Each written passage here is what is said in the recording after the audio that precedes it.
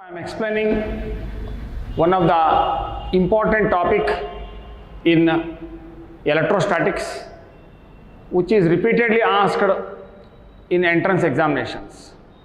That is the applications of Gauss law, calculation of electric field of a charged spherical shell, okay. Here, right, I am showing you a spherical shell, a hollow spherical shell. Inside it is hollow, okay. So this is a hollow spherical shell which is given a charge plus capital Q, which is distributed on the surface of the shell uniformly, okay. It is distributed uniformly. Therefore, you can also write the charge density, surface charge density sigma as Q by 4 pi r square. Q by 4 pi r square, because surface charge density is defined as charge per unit area. Here charge is distributed, charge Q is distributed on the surface of the spherical shell. The spherical shell is having a radius capital R. Therefore, the surface area of the spherical shell is 4 pi r square. Therefore, sigma is equal to Q by 4 pi r square. Right? Okay. Now, we are calculating the electric field at an outside point on the surface and at an inside point B, right, for this charge distribution. Now, what is the symmetry of this charge distribution first of all? Okay.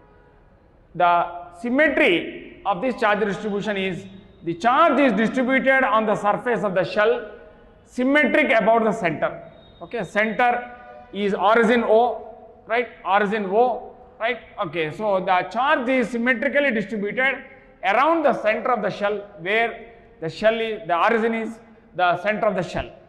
Okay, therefore, this is a charge distribution which is having point symmetry. When a charge distribution is having point symmetry, right, the suitable closed surface to which you can apply Gauss law is a spherical surface. Whenever the charge distribution is having symmetry about a point, then it is called point symmetry charge distribution. When a charge distribution has point symmetry, then the suitable Gaussian surface, the suitable closed surface to which we can apply Gauss law is a spherical surface. Here, right, we are calculating the electric field at outside point A, okay. Therefore, right, passing through the point A, I have taken a closed surface of radius R. What is the shape of the surface? A spherical surface. A spherical surface of radius R is the closed surface which we have considered for applying Gauss law. Now, according to Gauss law, the total flux over this closed surface, the total flux over this closed surface is always equal to 1 by epsilon naught times the net charge which is present inside the surface, right? Here, this is the closed surface to which you are applying this Gauss law, okay. Now, because of the symmetry of the charge distribution about the center, the electric field is normal, is perpendicular to the Gaussian surface everywhere. Here it is normal, here it is normal, here it is normal, here it is normal. Therefore, on this closed surface, maximum flux is contributed, okay. The electric flux over this surface due to this charge is the maximum flux, okay. So, whenever we use the word maximum flux, then this dot product becomes the ordinary product, okay. This dot product is replaced by field into area, ordinary product, E into 4 pi r square. So, right, in the case of maximum flux condition, no need to use the dot product. The total flux now is given by field into total area of the Gaussian surface. This is the Gaussian surface, right, okay. This is the Gaussian surface, right, to which we have applied Gaussian surface 1, to which we have applied Gauss law. Here on this surface, the flux is maximum. So, therefore, for maximum flux condition, the dot product is replaced by the ordinary product for the flux, E into 4 pi r square, field into area, is equal to 1 by epsilon naught times. What is the charge enclosed in the Gaussian surface? In this Gaussian surface, the charge enclosed is Q. Therefore, right, E is equal to, if you take 4 pi r square to that side, Q by 4 pi epsilon naught r square.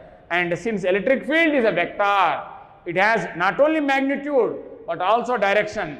So what is the direction? It is along r cap.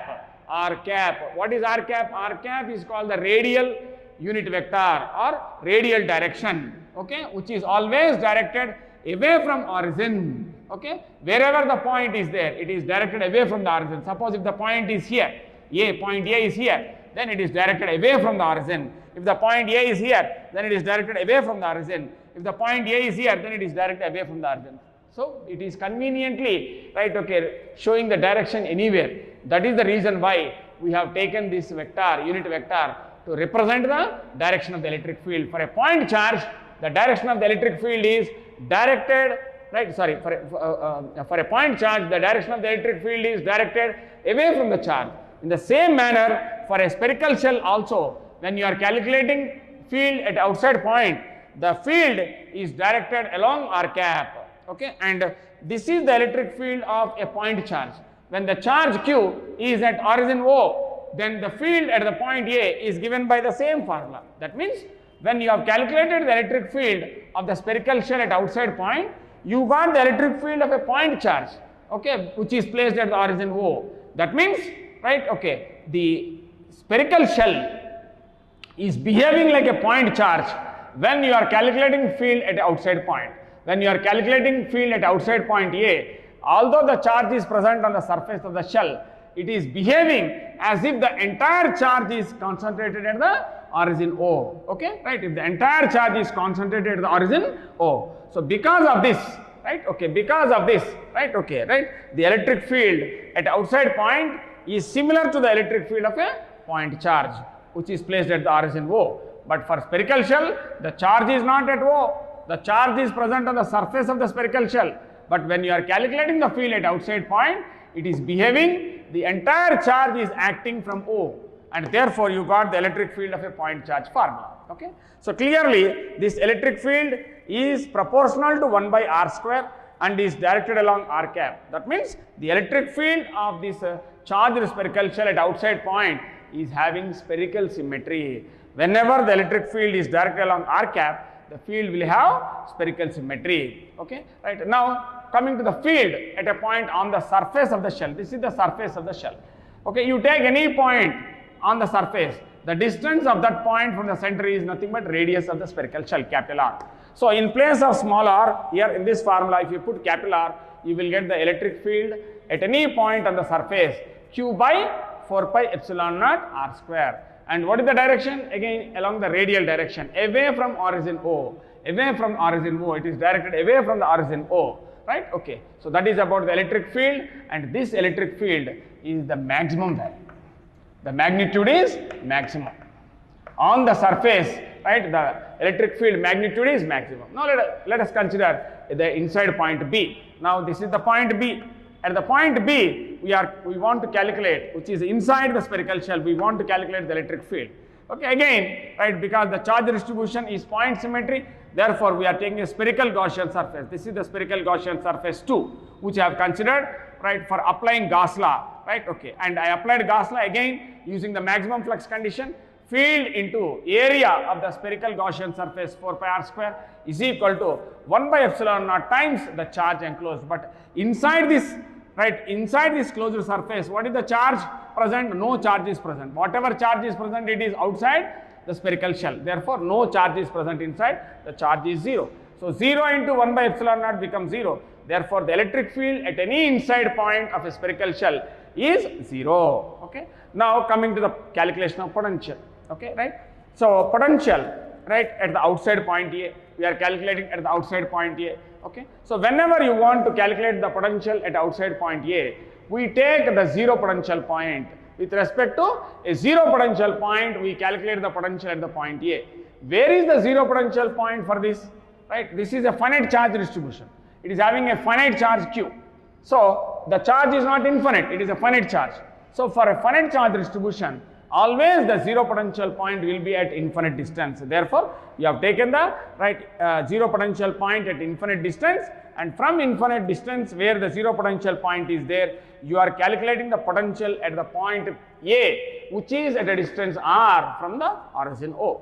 Okay. So now the limits are r is equal to infinity, where the zero potential point is present, and r is the point where A is there, which is at a distance r from the center. You are calculating the electric field. So potential at a point is given by minus integral, right, E dot dr. E dot dr. Here how you are calculating potential at the point A with respect to the zero potential point at infinite distance. Okay.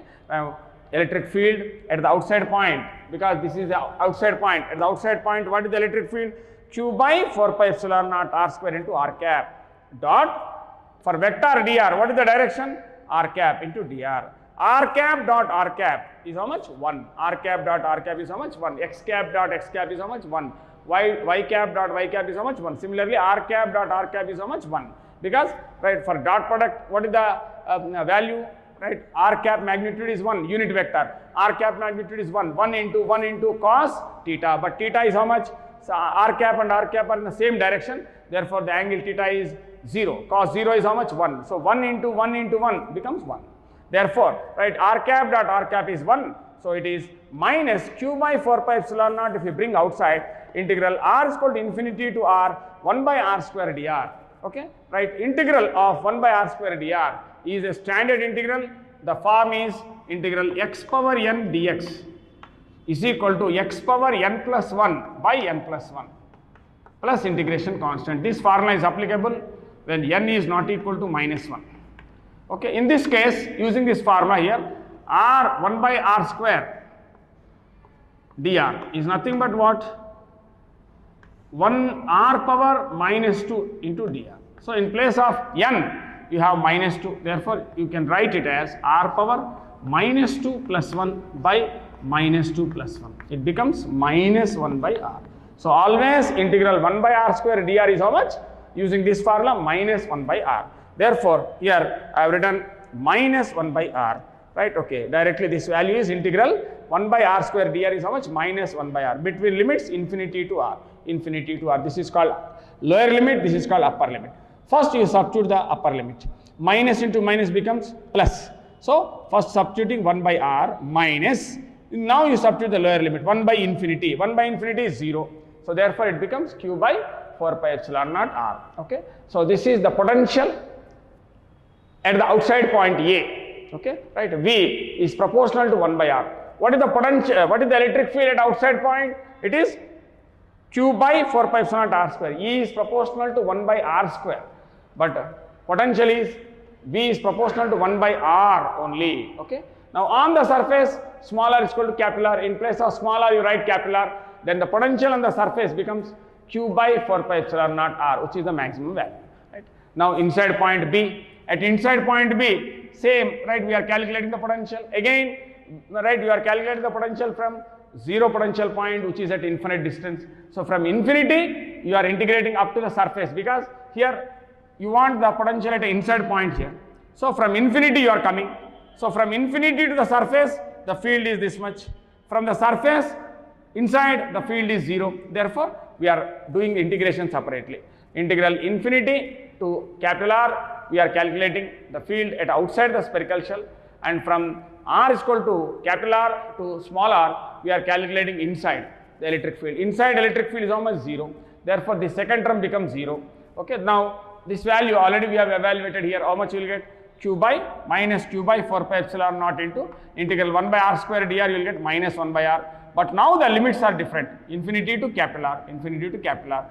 Minus into minus plus q by 4 pi epsilon naught into substituting the upper limit 1 by capital R minus 1 by infinity 0. Therefore, it is 1 by capital R. So, therefore, q by 4 pi epsilon r. It is nothing but the potential on the surface. So, whatever potential is there on the surface, at any inside point also, the potential is same. Right? Many students have the misconception. Right? Since the field inside the spherical shell is 0, they think that potential is also 0. Right? Okay. But here you can see potential at an inside point is same as that of the potential on the surface. Okay. Right? Potential on the surface. Therefore, the surface of a charged spherical shell is an equipotential surface. The surface of a charged spherical shell is a equipotential surface, a real equipotential surface, and at any inside point, the potential is same right? Therefore, the volume of the spherical shell is also a equipotential volume. The volume is also equipotential volume, right? Okay. Now we are plotting the graphs of electric field and the radial distance r. Okay. Now we have seen, right, from center to the surface, no electric field. Electric field is 0. From center to the surface, the electric field is 0. Okay. No field from center to the surface. But suddenly on the surface, right, okay, the field is maximum. Okay. On the surface, the field is maximum. This is the field. This is the field on the surface. Okay, it is maximum. From the surface, again when you are moving out, the field goes on decreasing. E proportional to 1 by r square. The field goes on decreasing. E proportional to 1 by r square. And at large distances, the field becomes 0. Right? Now, if you draw the plot of potential versus the radial distance, right? From center to the surface, what is the electric field? Same. Right? It is the equipotential volume. Field is same. Q by 4 pi epsilon naught r. Okay. Right? Last year in the NEET exam, he asked, in a volume, the potential is same. Okay. Then what is the electric field? The potential is same. Then what is the electric field? Electric field is 0. Last year NEET exam, this question was asked. In a volume where there is a uniform, where there is a, right, okay, potential is same, okay, right, there what is the electric field? When the potential is same in a volume, right, when the potential is same in a volume from r is equal to 0, r is equal to r, what is the electric field? Electric field is absent, 0, okay, right, and on the, from the surface, from the center to the surface, the potential is same, Q by 4 pi epsilon naught capital R. From the surface, as you are moving out, the potential goes on decreasing, proportional to 1 by r. Field is decreasing proportional to 1 by r square, whereas potential is decreasing proportional to 1 by r. Okay, so therefore, what you have to remember, the key point, field of a spherical shell, right, decreases, right, following 1 by r square relation at outside point.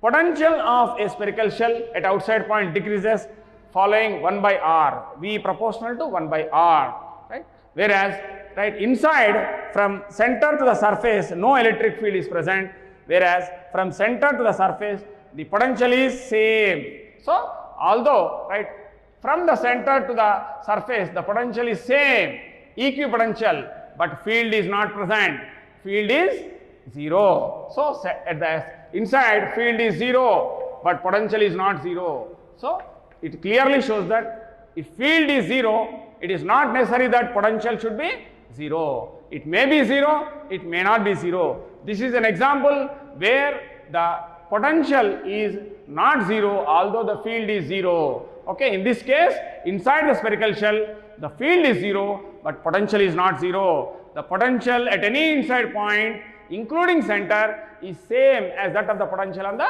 surface. Okay, right. So that is about the graphs of the field and potential. Now coming to the, right, electric lines of force.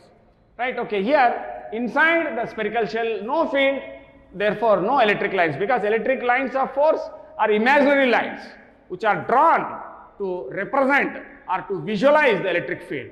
Okay. So therefore, right, as no field is there inside, you cannot draw electric lines inside a spherical shell.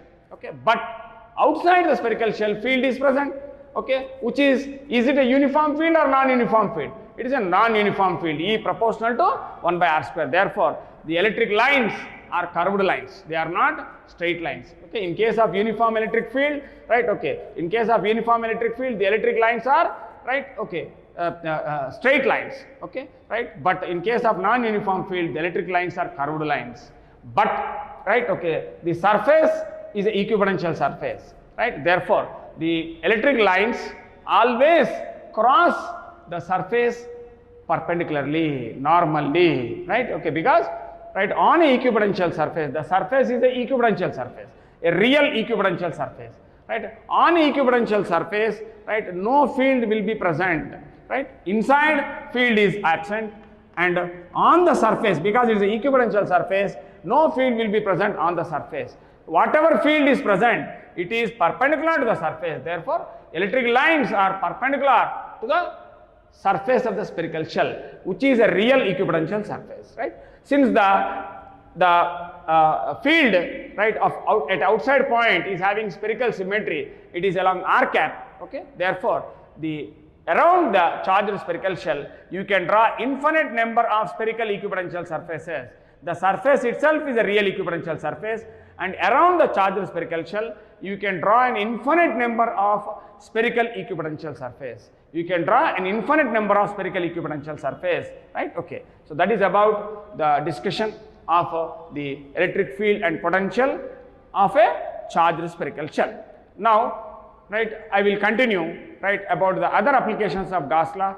I will discuss the electric field and potential of a uniformly charged